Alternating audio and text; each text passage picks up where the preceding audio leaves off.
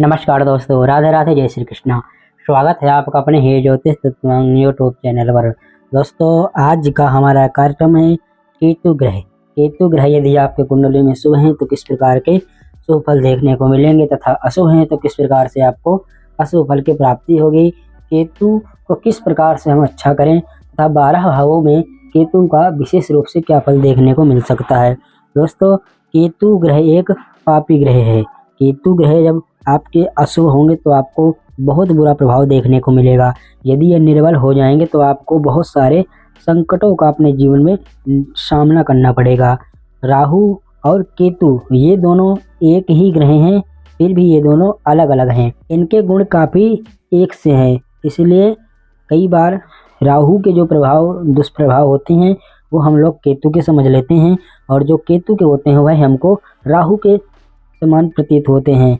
तो आज हम जानेंगे केतु से पीड़ित व्यक्तियों को किस प्रकार के लक्षणों का सामना करना पड़ता है। केतु यदि पीड़ित होंगे तो चर्म रोग की समस्या देंगे, संतान के उत्पत्ति में रुकावट देंगे, सिर के बाल भी झड़ेंगे ऐसे जातक की यदि केतु आपके खराब हुए तो।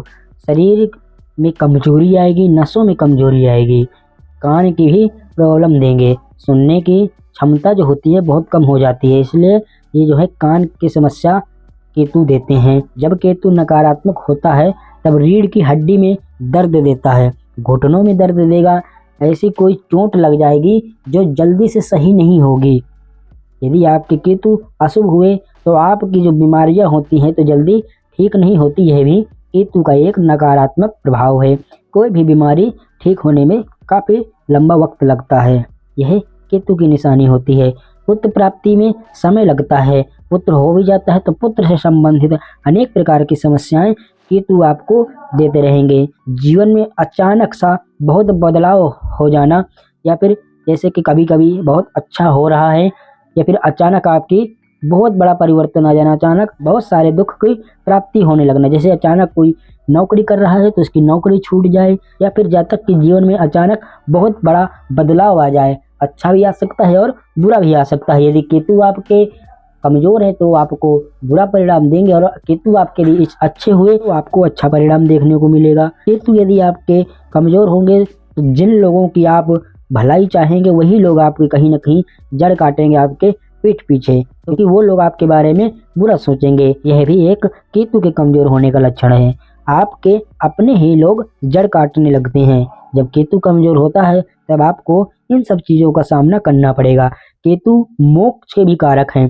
केतु अगर अच्छे होंगे तो मोक्ष भी दिलाएंगे, क्योंकि केतु यदि अच्छे होती हैं तो ऐसा व्यक्ति बहुत ही क्रियावान होता है, जिस कार्य में लग जाता है उस कार्य को करता ही रहता है। क्योंकि मोक्ष भी प्राप्त करना कोई साधारण काम नहीं होता, उसमें भी बहुत जप तप करना पड़ता है। यदि केतु अच्छा होंगे तो आपको लगनशील बना देते हैं, किसी भी कार्य में आप लगनशील होते हैं, भक्ति भाव के द्वारा लगे रहते हैं। कहीं ना कहीं मैरिड लाइफ डिस्टर्ब हो जाती है, यह भी केतु के नकारात्मक का प्रभाव है। केतु अच्छा होंगे तो आप ज़्यादा काम करने वाले होंगे और अपने काम में रमण करने वाले होंगे, लेकिन उसका कुछ विपरीत परिणाम भी हो सकता है। जैसे अपने ज़्यादा कामों में लगे रहते हैं, उनकी कहीं ना कहीं मैरिड लाइफ डिस्टर्ब मिलती है। ये भी एक केतु के नकारात्मक प्रभाव का फल है। केतु खराब होने से जातक जुआरी भी बन जाता है। जुआ का जातक बहुत शौकीन होता है, झूठ बोलता है, छल कपट में माहिर हो जाता है। यह सब केतु के अधिकार में आते हैं। झूठा इल्जाम भी लगता है, ये को झूठी ही सजाएं भोगनी पड़ती हैं। जैसे सांप कुत्ता ये काटते हैं तो यह भी केतु के अधिकार में आते हैं, तो इसका भी दुष्परिणाम आपको देखने को मिलेगा यदि केतु आपकी कुंडली में कमजोर हुए। कैंची केतु के अधिकार में आती है। जैसे किसी प्रकार का ऑपरेशन आदि करना केतु और मंगल के अधिकार में कैंची आती है, तो कभी जैसे ऑपरेशन करना यह भी केतु के अंतर में आएगा। जैसे कभी आपका ऑपरेशन हो रहा है तो उस समय अधिकांश चांस रहता है कि केतु की दशा या महादशा ये जो है बहुत ज़्यादा चांस होती है कि आपके उस समय चल रही हो, इसलिए कैंची के भी कारक केतु होते हैं। तो दोस्तों, यदि केतु आपके कमज़ोर होंगे तो इस चीज़ के कारक होते हैं, उस कार्य में आपको जरूर ही अशुभ फल देंगे। और यदि आपके बलवान होंगे तो जो कारकत्व उनको प्राप्त है उस कारकत्व को केतु बढ़ोतरी करेंगे, आपको बहुत अच्छा फल देंगे। यदि केतु लग्न में होंगे, कुछ विशेष रूप से मैं आपको प्रथम भाव से द्वादश भाव पर्यंत तक फल बताता हूँ, लेकिन नीच और उच्च के अनुसार यह फल कुछ न्यूनता आ सकती है। केतु यदि लग्न में होंगे तो जातक अय्याशी करने वाला होता है, यानी कि बिना मतलब की चीजों में वह जातक ज्यादा खर्च करने वाला होता है।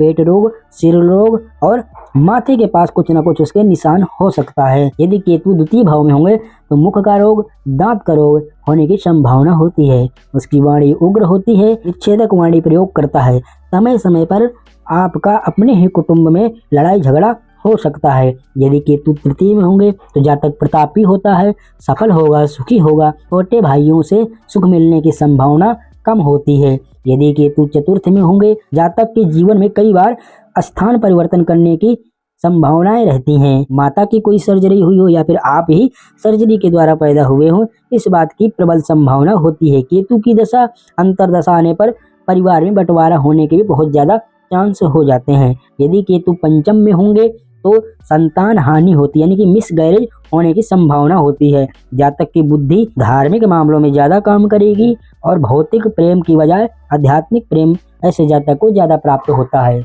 यदि केतु षष्टम में होंगे तो शत्रुहंता योग बनाएंगे।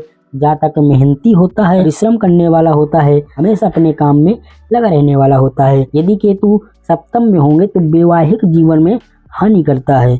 जीवन साथी का ऑपरेशन करा सकता है या फिर पति पत्नी दोनों के मन में एक दूसरे को लेकर के अलग होने की भावना उत्पन्न करा देगा। गुप्त रोग भी देगा। यदि केतु अष्टम में होते हैं तो गुप्त रोगी होता है, पाइल्स होगा। जातक गुस्सा ज्यादा करता है, उसकी वाणी भी उग्र होती है।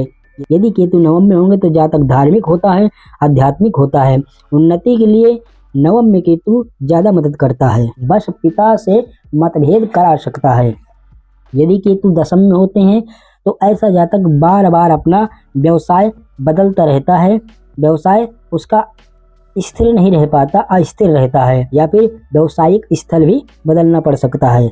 यदि केतु एकादश में होते हैं तो जातक सुखी होता है, संपन्न होता है, प्रसन्न होता है। यदि केतु द्वादश में होंगे तो जातक को मोक्ष दिलाते हैं, जिसके कारण से भौतिक जीवन बहुत अच्छा नहीं होता। रोग की भी बहुत ज़्यादा संभावना होती है, लेकिन मृत्यु के बाद गति अच्छी प्रदान करता है।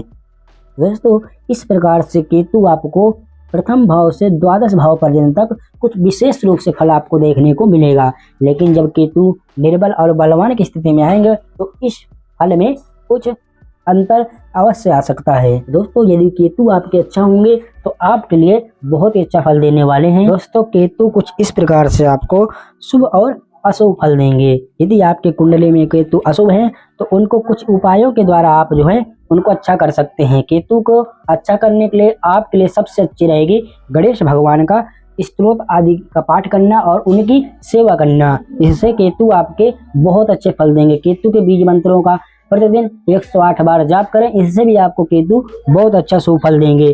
पीपल के नीचे घी का दीपक शनिवार को जलाने से इससे भी आपके केतु बहुत अच्छा फल देंगे। दान की वस्तुओं की मैं बात करूं तो आप कंबल, छाता, लोहा, गर्म कपड़े यदि किसी जरूरतमंद को दान करते हैं तो इससे भी केतु आपके बहुत अच्छा फल देंगे। यदि कोई असहाय विकलांग होगा उसको यदि आप सहायता करेंगे, इससे भी आपके केतु बहुत अच्छा फल देते हैं। धन्यवाद।